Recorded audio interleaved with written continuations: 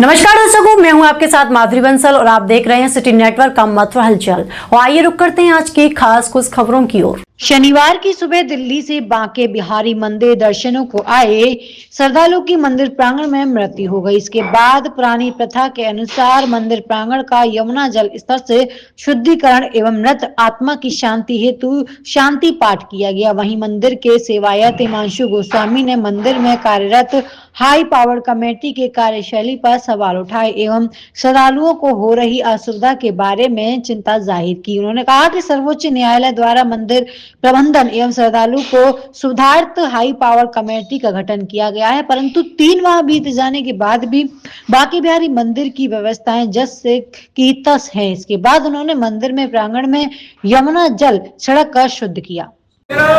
हिमांशु जी, आज आप बांके बिहारी मंदिर पर जो गंगा जल लेकर आए थे, यमुना जल क्यों लाए, क्या कारण था? देखिए, हम ठाकुर जी के आज हमने सुना सुबह कि किसी व्यक्ति की मृत्यु हो गई है, जो गोलोक धाम चला गया है ठाकुर जी का भक्त। उसकी मृत्यु होने के बाद जो शुद्धि होती है उस शुद्धि को करने के लिए लाए।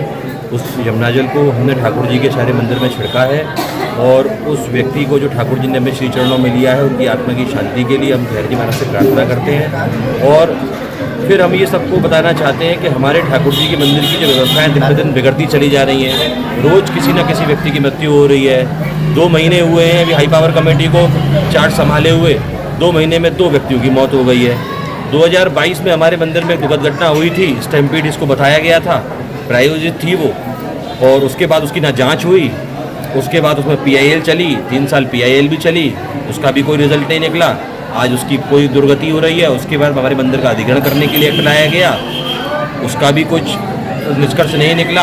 आज फिर एक व्यक्ति की हाई लेवल कमेटी के बनने के बाद 2 महीने में 2 मृत्यु हो चुकी हैं और उनको ये बिना पोस्टमार्टम कराए ये बता दिया गया कि हृदय की गति रुकने से उनका देहांत हुआ है। इसका हमको बहुत दुख है, पर व्यवस्थाएं दिन पे दिन बिगड़ती चली जा रही हैं। रोज़ कुछ ना कुछ ऐसा हो रहा है जिससे व्यवस्थाएं बिगड़ती चली जाए। अभी आप लोगों की बैठक हुई थी, उसमें कुछ चर्चाएं रही, क्या उसमें इस सवाल को लेकर आपने बात नहीं रखी?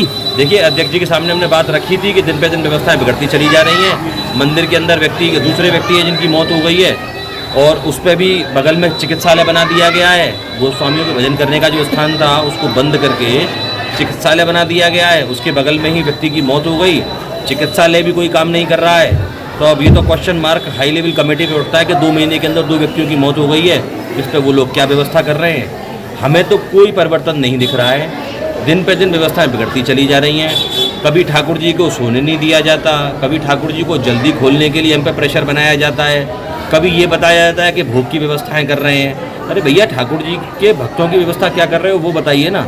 कोई अध्यक्ष जी के द्वारा नियुक्त व्यक्तियों की 2 कमेटी बना दी गई है। कोई कह रहा है कि मंदिर के आसपास तोड़-फोड़ होगी, कोई कह रहा है भूख की व्यवस्था होगी।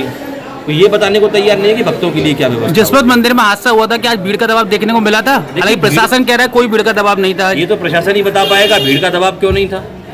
भीड़ का दबाव तो था। भीड़ को व्यवस्थित करने की आवश्यकता है, भीड़ को व्यवस्थित नहीं कर रहे हैं। विद्यापीठ चौराहे से लेके यहाँ तक बिहारी मंदिर आने वाले जितने भी रास्ते हैं सब पे अतिक्रमण है।